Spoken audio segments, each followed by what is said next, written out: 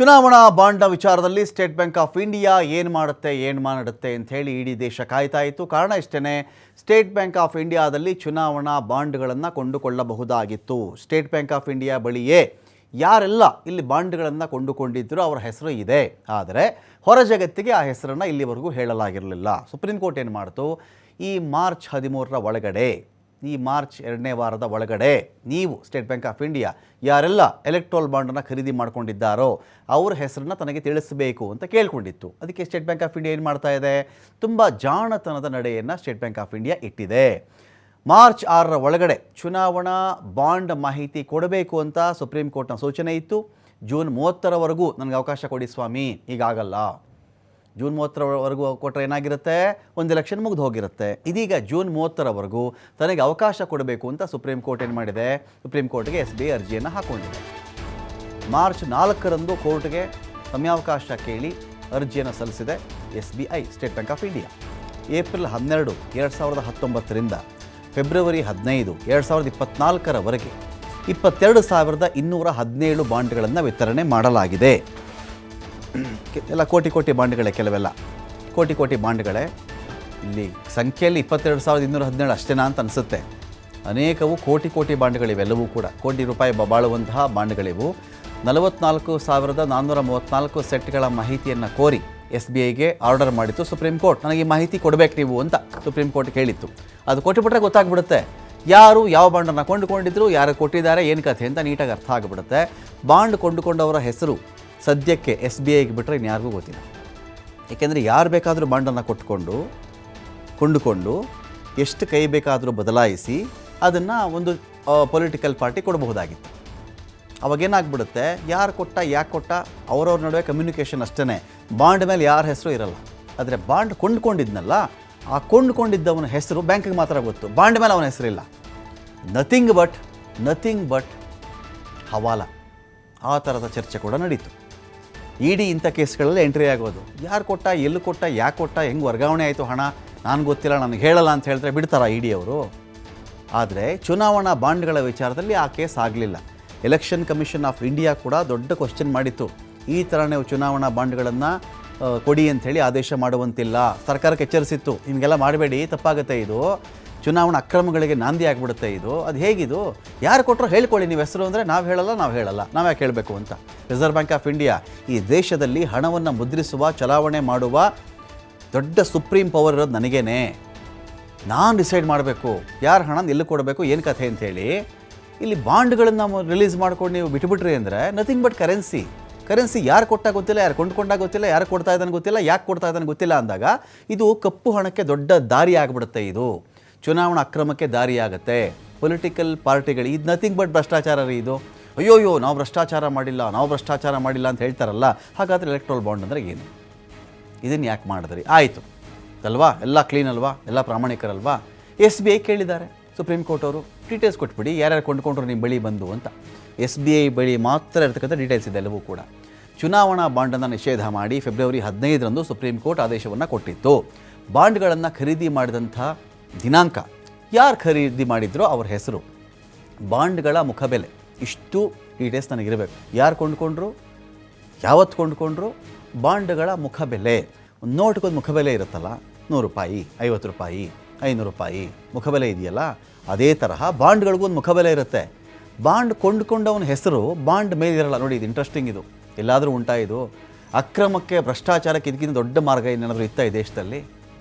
ಇದಕ್ಕಿಂತ ದೊಡ್ಡ ಭ್ರಷ್ಟಾಚಾರ ಏನಾದರೂ ಇದೆಯೇನ್ರಿ ಈ ದೇಶದಲ್ಲಿ? ಇದನ್ನು ಸುಪ್ರೀಂ ಕೋರ್ಟ್ ಗಮನಿಸುತ್ತೆ. ವಾದ ಪ್ರತಿವಾದ ಸಮಯದಲ್ಲಿ ಒಂದು ಮಾತು ಬರುತ್ತೆ, ಕ್ವಿಡ್ ಪ್ರೋ ಕೋ ಅಂತ. ಇಲ್ಲಿಂದ ಬಾಂಡ್ ಕೊಟ್ಬಿಡೋದು. ತಲುಪ್ತಾ ಸ್ವಾಮಿ, ಫೋನ್ ಮಾಡಿಬಿಡು, ತಲುಪ್ತಾ ಸ್ವಾಮಿ, ತಲುಪಿದೆ, ನೀ ಕೆಲಸ ಆಗಬೇಕಾಗಿತ್ತು ಸ್ವಾಮಿ, ಏನಂತೀರ ಅದಕ್ಕೆ ನೀವು? ಅದರ ಹೆಸರೇನು? ನಾನು ನಿಮ್ಗೆ ಕಳಿಸಿದ್ದೀನಲ್ಲ, ತಲುಪ್ತಾ, ನನಗಿಂತ ಕೆಲಸ ಆಗಬೇಕಾಗಿತ್ತು, ಆಯ್ತು ಮಾಡಿಸ್ಕೊಡ್ತೀನಿ ಹೋಗಿ ಅಂತ ಯಾರಾದರೂ ಹೇಳಿದ್ರೆ ಅದನ್ನು ನೀವೇನಂತ ಕರಿತೀರಾ? ಲಂಚನ, ಭ್ರಷ್ಟಾಚಾರನ? ಗೊತ್ತಿಲ್ಲ. ಲೀಗಲೈಸ್ಡ್ ಕರಪ್ಷನ್ನ? I don't know. ನಾನು ಕಾಮೆಂಟು ಮಾಡಲ್ಲ ಅದ್ರ ಬಗ್ಗೆ. ಈ ಥರದ ವಿಚಾರ ಇಟ್ಕೊಂಡು ನಡೆದಿದ್ದೆಲ್ಲವೂ ಕೂಡ. ಸೊ ಇದರ ಮಾಹಿತಿ ಕೊಡಿ ಅಂದರೆ SBI ಏನು ಹೇಳ್ತಾ ಇದೆ, ನಮಗೆ ಜೂನ್ವರೆಗೂ ಟೈಮ್ ಬೇಕು ಸ್ವಾಮಿ, ಜೂನ್ ಎಂಡ್ವರೆಗೂ ನಮ್ಗೆ ಟೈಮ್ ಬೇಕು ಅಂತ ಕೇಳ್ತಾ ಇದೆಯಲ್ಲ.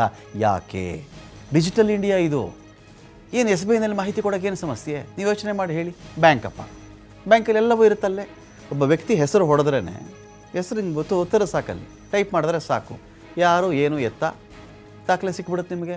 ಇವನು ಎಷ್ಟು ಅಕೌಂಟು, ಇವನು ಒಂದು ಈಗ ನಿಮಗೆ ನೀವು ಬ್ಯಾಂಕ್ ಸ್ಟೇಟ್ಮೆಂಟ್ ಬೇಕಂದರೆ ನಿಮ್ಗೇನು ಮಾಡ್ತೀರಿ, ಮಿನಿ ಸ್ಟೇಟ್ಮೆಂಟ್ ಬೇಕಾ, 1 ಇಯರ್ ಸ್ಟೇಟ್ಮೆಂಟ್ ಬೇಕಾ, 6 ತಿಂಗಳು ಸ್ಟೇಟ್ಮೆಂಟ್ ಬೇಕಾ ಅಂತ ನೀವಲ್ಲಿ ಡೇಟ್ ಕೊಟ್ಬಿಟ್ರೆ ನಿಮ್ಮ ಮೊಬೈಲ್ ಆ್ಯಪಲ್ಲಿ ನಿಮ್ಗೆ ಬಂದುಬಿಡುತ್ತೆ ರೀ, ಮೇಲ್ ಮಾಡಿಬಿಡ್ತಾರೆ, ಅಥವಾ ಅಲ್ಲೇ ಚೆಕ್ ಮಾಡ್ಕೊಬಹುದು ನೀವು ರೀಸೆಂಟ್ ಟ್ರಾನ್ಸಾಕ್ಷನ್ಸ್ ಏನೇನಾಗಿದೆ ನಮ್ಮದು ಅಂತ.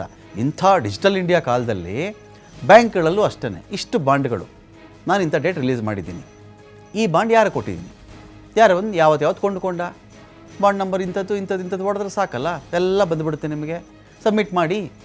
ಕೊಡ್ತಿಲ್ಲ ಅಂತ ಹೇಳಿದ್ರೆ ಏನು ನಡೀತಾ ಇದೆ ಅಂದರೆ, ಇವ್ರು ಕೇಳ್ತಿರೋ ಡೇಟ್ ಇದೆಯಲ್ಲ, ಈ ಡೇಟ್ಗೆ ಸುಪ್ರೀಂ ಕೋರ್ಟ್ ಒಪ್ಕೊಳ್ಳುತ್ತೋ ಬಿಡುತ್ತೋ ಬೇರೆ ವಿಚಾರ. ಕೇಳ್ತಿರೋ ಡೇಟ್ ಹೇಗಿದೆ ಅಂದರೆ 2024 ಲೋಕಸಭಾ ಚುನಾವಣೆ ಕೂಡ ಮುಗಿದು ಹೋಗಿರುತ್ತೆ, ಆಮೇಲೆ ಕೊಡ್ತೀವಿ ಅಂತ. ಆಮೇಲೆ ಏನಾದರೂ ಹಾಕ್ಕೊಳ್ಳಿ, ಅದಕ್ಕಿಂತ ಮುಂಚೆ ಆದರೆ ಯಾರ್ಯಾರಿಗೆ ಮುಜುಗರ ಆಗುತ್ತೋ, ಯಾವ್ಯಾವ ದೊಡ್ಡ ದೊಡ್ಡ ಉದ್ಯಮಿಗಳು ಯಾರ್ಯಾರಿಗೆ ಹಣ ಕೊಟ್ಟಿದ್ದಾರೋ, ಹಣ ಕೊಟ್ಟು ಏನು ಕಿಕ್ಬೇಕಾಗಿದೆಯೋ, ಅದು ಯಾವ್ಯಾವ ಪ್ರಾಜೆಕ್ಟ್ ಇವ್ರು ಸಿಕ್ಕಿತ್ತೋ, ಡೇಟ್ ಮ್ಯಾಚ್ ಮಾಡಿಬಿಡ್ತಾನೆ ಮನುಷ್ಯ.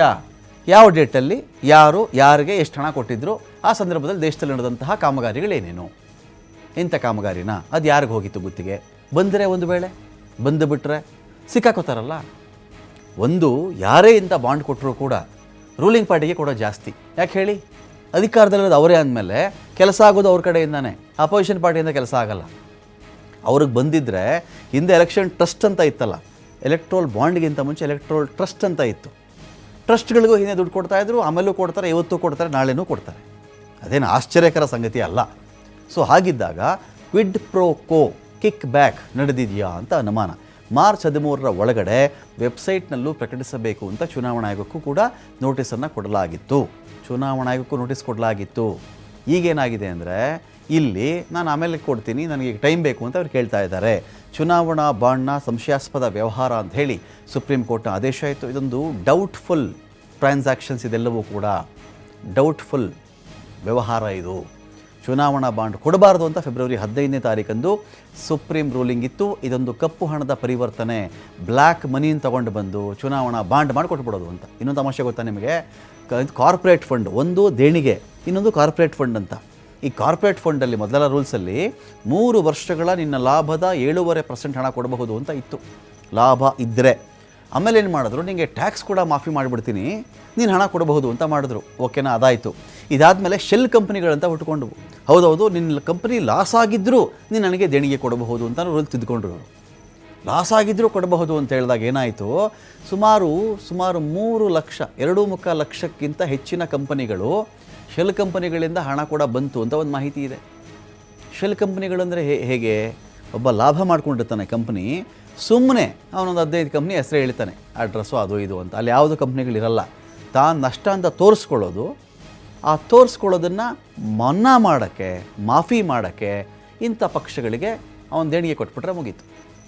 ಅವನ ಕಂಪ್ನಿನೂ ಸೀಸ್ ಆಗಲ್ಲ, ಅವನು ಲಾಸಲ್ಲಿರೋದು ಅಂತಲೂ ಆಗುತ್ತೆ, ತೆರಿಗೆ ವಂಚನೆಯೂ ಮಾಡ್ತಾನೆ.